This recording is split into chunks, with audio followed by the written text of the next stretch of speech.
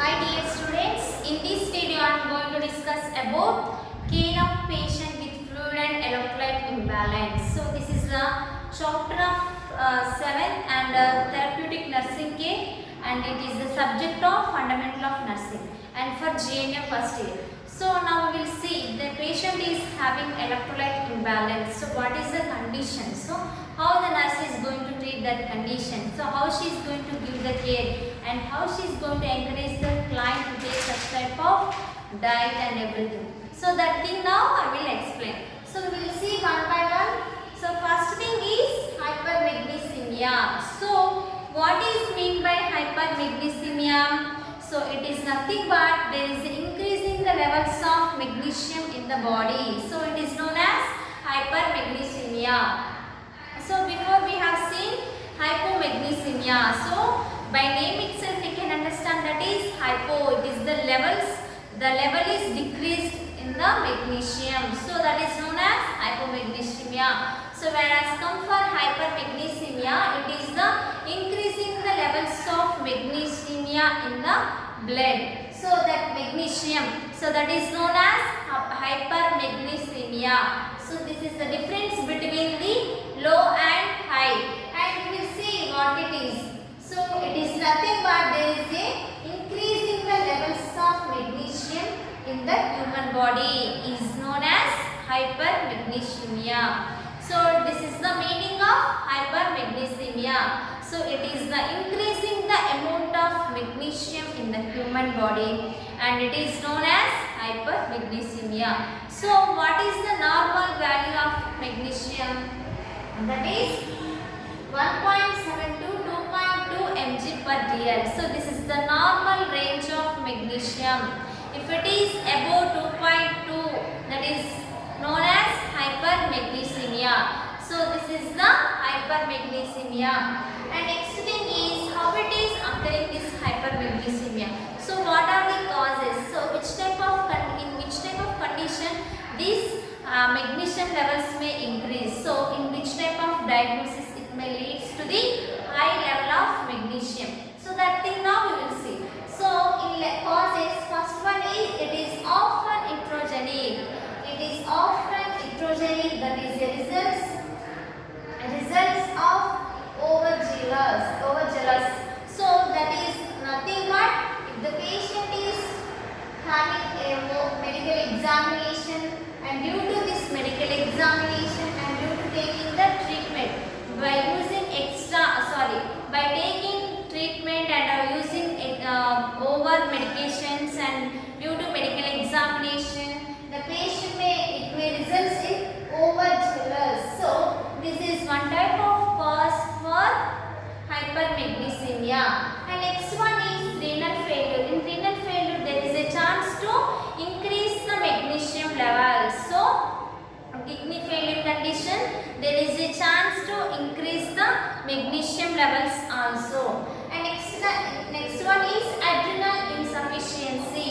So this adrenal gland is that if does not produce certain enough hormones, there is a chance to increase the magnesium levels in the body. So what is mean by adrenal insufficiency? This adrenal gland, when your body does not produce enough or certain hormones, when it is not able to produce certain hormones enough hormones, there is a chance to increasing the levels of magnesium in the human body.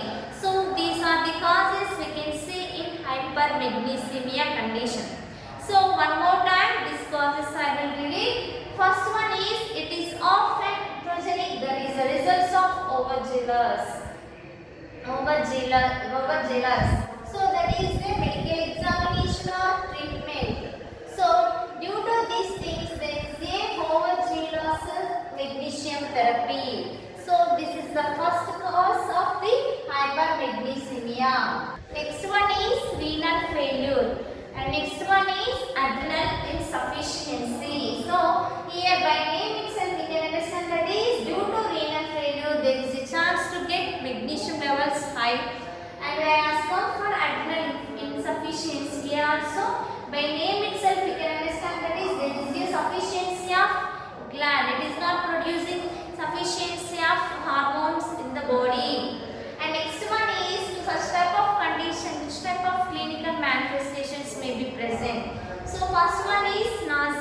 vomiting. So there is a presence of nausea and vomiting in such type of conditions.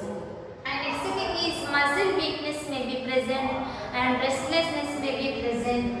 And next thing is paralysis. So what is mean by paralysis? There is a loss or impairment of voluntary movements.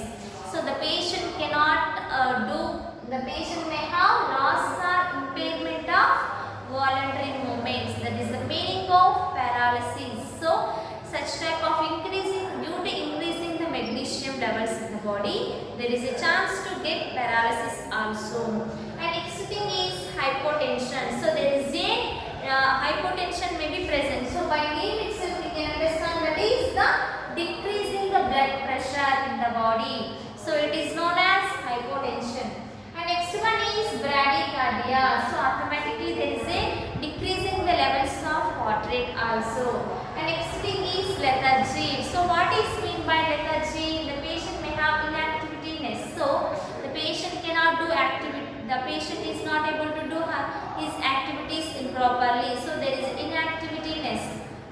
And next thing is drowsiness may be present. And next one is respiratory depression. So there is a decreasing the levels of oxygen level may be present, and the patient may go for coma also. And next thing is cardiac arrest also may be present in those conditions. In these conditions, so hypermagnesemia who is having hypermagnesemia. So which type of clinical manifestations we can see? That is, first thing is nausea and vomiting, and next one is muscle weakness, and next one is paralysis. So it is what is mean by paralysis? There is a loss or impairment of voluntary movements. And next one is hypotension and bradycardia. Next thing is lethargy, drowsiness and respiratory depression, coma and cardiac arrest. So these are things we can see in hypermagnesemia condition of the patient. So by seeing this clinical manifestation, so which type of laboratory findings they will advise? So mostly they will see the magnesium levels. So this test will do by blood. So these things they will examine. So they will see the value of magnesium. So how much it is increased, that thing they will see. And next thing is, already we have seen that is a bradycardia, and there is a chance to get cardiac arrest, and there is a chance to decrease the blood pressure also. So these are the things to identify proper function of the heart function. They will go for echocardiogram is J. So they will see the electrocardiogram. So to identify prolonged QT intervals are present or not, and prolonged PR intervals are present or not. And next thing is Winded QRS complex and tall T-bed. So to identify these things, they will go for ECG investigation. So they will go for radiology investigation, that is ECG, electrocardiogram. So they will go for this investigation to identify these things. What are those things? Prolonged QT interval and prolonged PR intervals and next thing is Winded QRS complex or tall T-bed. So these things, whether it is present or not, to observe that those things, they will go for this investigation, and before this thing they will go for serum magnesium levels to identify the values. So these things we can see in such type of condition, hypermagnesemia. So by seeing these clinical laboratory findings, how they are going to treat this condition as a nurse. So in nursing intervention, whereas come for nursing intervention as a nurse, how she has to take care of the condition.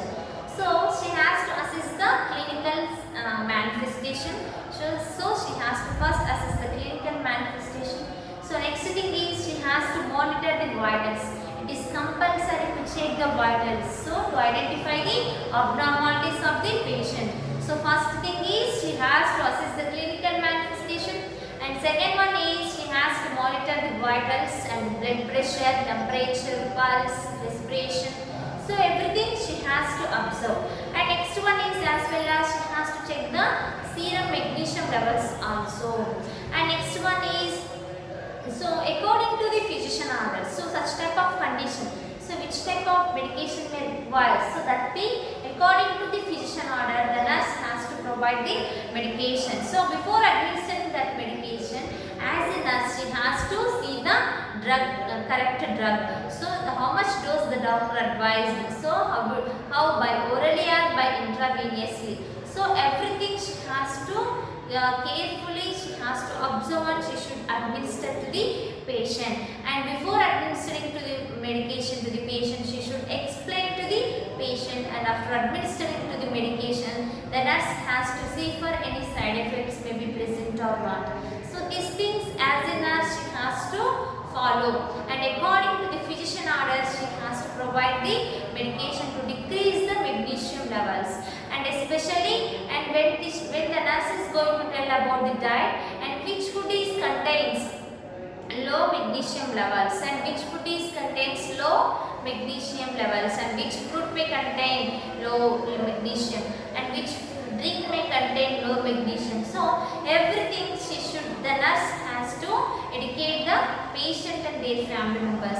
So if they are not understanding, the nurse has to provide health education regarding the diet, which diet may be required to such type of condition and which diet may have low level of magnesium, so that thing as a nurse she should tell to the patient. And next one is the patient is having in ECG changes, electrocardiogram, so in the heart there is a changes, so to identify that changes also in the nurse as a nurse while giving the care, while after administering the medication, so she should check the ECG also, so whether the heart function is properly or not. So to identify those things the nurse has to go for ECG also, she should take the ECG also, and she should check the serum magnesium levels every 3rd hourly or every 6th hourly. According to the physician orders the nurse has to observe those things. So regarding this condition the patient may have fear and anxiety, so in order to prevent those things, to clear their doubts, as a nurse she has to give the health education regarding the nature of illness, so what is the condition and how many days it will take to become cured, and which type of medicine the patient has to take and which type of medication the patient has to take, so that thing all the nurse has to tell the patient and their family members by giving health education regarding the nature of illness, so that the patient may have relief from the fear and anxiety. So and the nurse has to provide psychological support also, so that the patient is not having any fear. So to prevent all those things the nurse has to provide good health education. So completed this hypermagnesemia. So whatever I have discussed till now, one more time I will summarize. First thing we are discussing about electrolyte imbalance. So we completed previous hypomagnesemia and now I have discussed that is hypermagnesemia. So it is nothing but there is an increase in the amount of magnesium in the body, and that is the normal range, it is 1.7 to 2.2. So if it is above 2.2 that is known as hypermagnesemia. So to lead this condition, what are the causes and which type of diagnosis may lead this condition? So that thing we have seen. And next thing, which type of clinical manifestations may be present in this type of condition? So that thing we have seen. So next, how they are going to identify the values? So by laboratory findings. So in laboratory finding, which type of investigations they will observe, especially in this condition? So that thing we have seen. And next one is as a nurse, how she is going to give the care to such type of condition. So that thing now we have seen. So completed this topic. Thank you.